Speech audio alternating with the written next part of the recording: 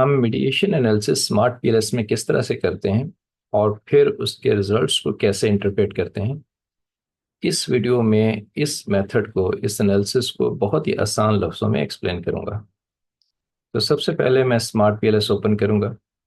Smart PLS basically next generation software है, और जब भी हम एडवांस टेक्निक एससीएम जो है अप्लाई करते हैं तो उसके लिए most popular software smart PLS है। स्मार्ट पीएलएस ओपन होने के बाद मैं न्यू प्रोजेक्ट इस पे क्लिक करूंगा, और मैं अपने प्रोजेक्ट का नाम जो है वो मीडिएशन एनालिसिस मैंने यहाँ पे उसको टाइप करूंगा, और उसके बाद क्रिएट बटन पे क्लिक करूंगा। इसके बाद मैं डेटा को इंपोर्ट करूंगा, यानी यहाँ पे इंपोर्ट डेटा फाइल पे क्लिक करूंगा, और उसके बाद मैं डेटा यहाँ से इसको सिलेक्ट करूंगा। जब भी आप स्मार्ट पीएलएस में डेटा अपलोड करें तो उसको एक चीज़ का ख्याल रख लें कि जो आपके एक्सेल की जो फाइल टाइप है वो CSV कॉमा डिलिमिटेड होनी चाहिए, क्योंकि इस टाइप की जो कंपैटिबिलिटी स्मार्ट पीएलएस से सबसे ज़्यादा है। तो आप उसको सेव एज करके वो टाइप चेंज कर लें, और उसके बाद अपने डेटा जो है उसको स्मार्ट पीएलएस में अपलोड कर लें। और यहाँ पे मैंने अपना डेटा सेलेक्ट किया, उसके बाद मैं इंपोर्ट बटन पे क्लिक किया, तो यहाँ पे आप देखेंगे कि स्मार्ट पीएलएस में डेटा जो है वो लोड हो गया। उसके बाद यहाँ पे बैक एरो इस पे क्लिक किया, और फिर मैं अब मॉडल क्रिएट करूंगा, यानी यहाँ पे क्रिएट मॉडल पे क्लिक करूंगा। प्रोजेक्ट नेम मैंने मीडिएशन एनालिसिस पहले से ही टाइप किया था, और मॉडल टाइप मेरी जो है वो PLS सैम है, क्योंकि वेरियस बेस्ड टेक्निक अप्लाई करूंगा।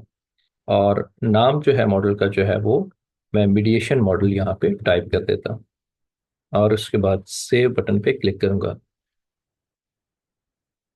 अब यहाँ पे मेरा जो इंडिपेंडेंट वेरिएबल है वो ओवर कॉन्फिडेंस है, यानी 4 इंडिकेटर है। इसको मैंने यहाँ पे सिलेक्ट कर लिया, और उसके बाद मेरा डिपेंडेंट वेरिएबल जो है इन्वेस्टमेंट डिसीजन मेकिंग है। बेसिकली ये स्टडी जो है बिहेवियर फाइनेंस से रिलेटेड है, तो मैंने जो वेरिएबल लिए हैं बिहेवियर फाइनेंस से रिलेटेड है। तो इन्वेस्टमेंट डिसीजन मेकिंग को मैंने सेलेक्ट किया, ड्रैग, ड्रॉप एंड एंटर। तो ये मेरे जो है वो इंडिपेंडेंट वेरिएबल, या इसको एक्सोजिनस वेरिएबल कह लें, और डिपेंडेंट वेरिएबल जो कि इंडोजिनस वेरिएबल है, उसको मैंने यहाँ पे ऐड किया है। और उसके इंडिकेटर जो है align indicator to the left मैंने यहाँ पे कर लिए। ये मेरे पास इंडिपेंडेंट वेरिएबल, और मेरे पास ये डिपेंडेंट वेरिएबल जो है। अब मैंने मीडिएशन एनालिसिस जो है वो रन करना है, तो अगर मैं ये इसके साथ कनेक्ट करूँगा तो मीडिएशन में हम इसको जो है वो यहाँ पे जो है वो टोटल इफेक्ट के नाम पे बोलते हैं। यानी यहाँ पे अगर मैं मीडिएशन का थोड़ा सा आइडिया दूं, तो जब आप इंडिपेंडेंट वेरिएबल और डिपेंडेंट वेरिएबल को कनेक्ट करते हैं तो ये बेसिकली जो रिलेशनशिप होता है ये टोटल इफेक्ट होता है।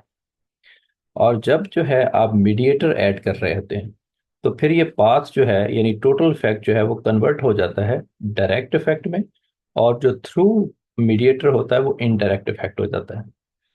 अब आप अगर यहाँ पे देखेंगे तो OC और जो है IDM जो है वो टोटल इफेक्ट है, और यहाँ पे मेरा जो है वो मीडिएटर जो है वो रिस्क टॉलरेंस है। तो मैंने यहाँ पे इसको मीडिएटर को यहाँ पे ले आया, और इसको जो है यहाँ पे अब मैं मीडिएटर बनाऊंगा, यानी यहाँ से कनेक्ट करूंगा। कनेक्ट पे क्लिक किया तो ये इसके साथ कनेक्ट, और फिर इसके साथ कनेक्ट हो गया। तो अब आप यहाँ पे देखें, ये OC टू IDM, ये बेसिकली अब डायरेक्ट इफेक्ट हो गया, और थ्रू RT जो रिस्क टॉलरेंस है उसके थ्रू जो रिलेशनशिप है वो इनडायरेक्ट इफेक्ट हो गया। अगर ये थ्रू जो RT जो है, ठीक है, ये रिलेशनशिप सिग्निफिकेंट हो जाता है तो इसका मतलब है मीडिएशन एग्जिस्ट कर रही है। इसको आप एक और तरह से भी समझ सकते हैं। अगर मैं यहाँ से आउटपुट दिखाऊं, ये देखें यहाँ पे मैंने टेबल बना दिया। ये लेफ्ट साइड पे तो रिलेशनशिप है, यानी हाइपोथेसिस है। उसके बाद एक कॉलम बना हुआ direct effect, indirect effect, total effect, और फिर डिसीजन है। तो सबसे पहले आप इनडायरेक्ट इफेक्ट देखेंगे, यानी इनडायरेक्ट इफेक्ट क्या है? OC, यहाँ पे थ्रू RT और फिर IDM, ये इनडायरेक्ट इफेक्ट है। अगर ये इनडायरेक्ट इफेक्ट जो है वो इनसिग्निफिकेंट है तो इसका मतलब है नो मीडिएशन है। इसका मतलब है जो आपने मीडिएटर ऐड किया है वो वेरिएंस कैप्चर ही नहीं कर रहा है, तो इसका मतलब है मीडिएशन एग्जिस्ट नहीं कर रही है। लेकिन अगर वो इनडायरेक्ट इफेक्ट सिग्निफिकेंट है, ठीक है, अब देखिए यहाँ पे भी सिग्निफिकेंट है, नीचे मैंने सिग्निफिकेंट लिखा हुआ। तो अगर इनडायरेक्ट इफेक्ट सिग्निफिकेंट आ जाए तो इसका मतलब ये होता है कि मीडिएशन एग्जिस्ट कर रही है। वो पार्शियल है या फुल है वो बाद में पता चलता है। यानी कैसे पता चलेगा कि अगर सिग्निफिकेंट होगा तो मीडिएशन एग्जिस्ट कर रही है। अगर जब सिग्निफिकेंट हो तो डायरेक्ट इफेक्ट जो है वो भी सिग्निफिकेंट रहे, यानी बीटा उसका डिक्रीज हो जाए लेकिन स्टिल जो है वो सिग्निफिकेंट है, तो हम इसको पार्शियल मीडिएशन बोलते हैं। लेकिन अगर ऐसा हो कि इनडायरेक्ट इफेक्ट सिग्निफिकेंट है लेकिन उसके बाद जो है डायरेक्ट इफेक्ट इनसिग्निफिकेंट हो जाए, तो इसका मतलब है फुल मीडिएशन, यानी उसने वेरिएंस जो है वो फुली कैप्चर कर लिया है, तो ये फुल मीडिएशन है। तो इसलिए जो है इनडायरेक्ट इफेक्ट आपको सबसे पहले देखना होता है कि उससे पता चलता है कि अगर वो सिग्निफिकेंट है मीडिएशन एग्जिस्ट कर रही है, अगर इनसिग्निफिकेंट है तो इसका मतलब है देयर इज नो मीडिएशन। ठीक है, जो भी आपने वेरिएबल ऐड किया है उसका कोई जो है वेरिएंस कैप्चर नहीं हो रहा है।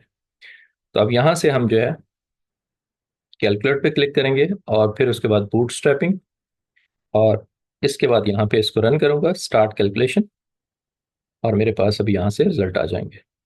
जब यहाँ पे मेरे पास रिजल्ट होंगे लेफ्ट साइड पे, तो आप यहाँ पे देखें कि इनडायरेक्ट इफेक्ट, ये देखें आपके पास स्पेसिफिक इनडायरेक्ट इफेक्ट, यानी ये है ओसी, ठीक है, थ्रू आर टी।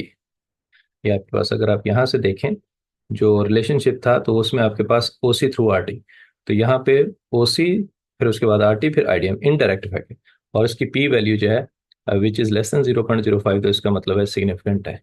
इसका मतलब ये है कि जो रिस्क टॉलरेंस है वो मीडिएट कर रहा है relationship between over confidence and investment decision making. Thank you for watching, please subscribe to my channel.